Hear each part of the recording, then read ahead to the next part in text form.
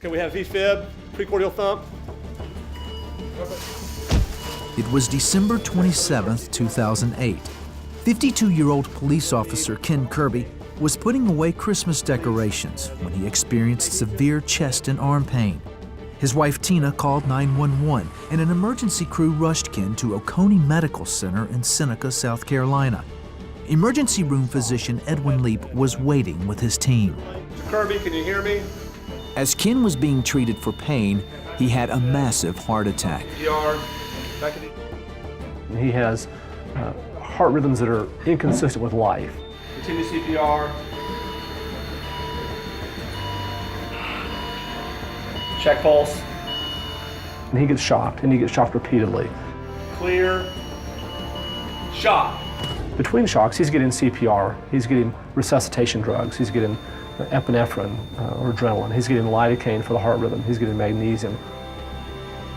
We give him the thrombolytic drugs, he remains in cardiac arrest. And this goes on and on and on with, I think, I counted 11 episodes of defibrillation. Charge. Clear. And shock. Tina was by her husband's side until he went into cardiac arrest, and she was asked to leave. I'm taken back out of the room into a hallway that is filled with 50+ people. Pastor, church family, family, my children, and everybody starts gathering around, and we start praying. And I mean, we're praying. We're not getting pulses. And so in the process of this, this looks grim. People don't survive heart attacks with this prolonged resuscitation because he's not getting oxygen to his heart, he's not getting adequate oxygen to his brain, he's not getting adequate oxygen to his kidneys. Dr. Leap told Tina that Ken probably wouldn't survive. Tina was devastated by the news, especially since she and Ken had been arguing for days.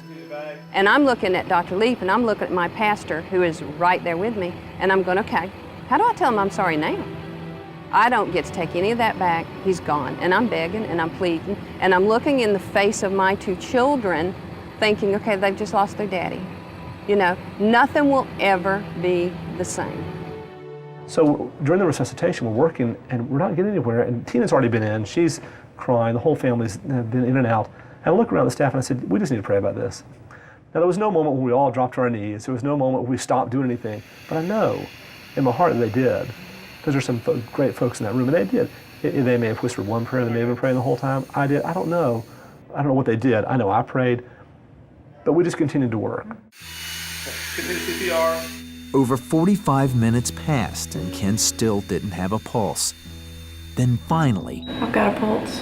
He has a pulse. We go back in, and we take the bedside ultrasound and look, and he has some cardiac activity. He's got a little squeeze there, a little pump.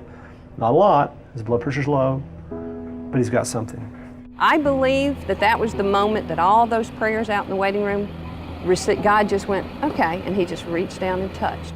Dr. Leap and his team did everything they could before sending Ken to a Greenville area hospital for emergency surgery. Ken was as stable as we could get him. He goes to Greenville, and we're happy that we had some success, and we're thankful and we're excited, but we really, most of us have done this a long time. We're not holding out a lot of hope for a good outcome.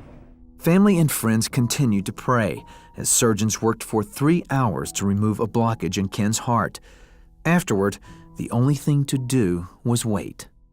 Then, I remember waking up in a different hospital, actually a day and a half later, with my wife and both my kids coming into the room, and I just looked at them and said, hey, and not realizing what I had been through completely at that time.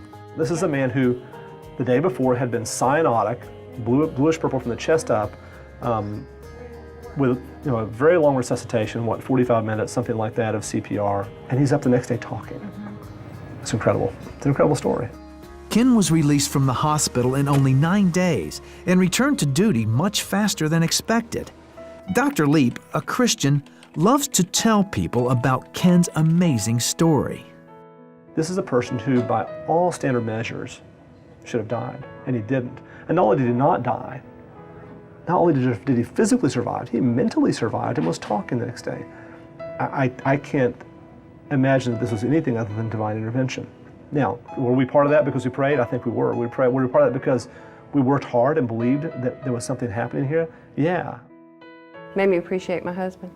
It truly did help me learn that there's a whole lot of things out there that we need to be concerned about, but we need to quit sweating the small stuff and to really appreciate our soulmates and our loves and our families and what God truly has given us.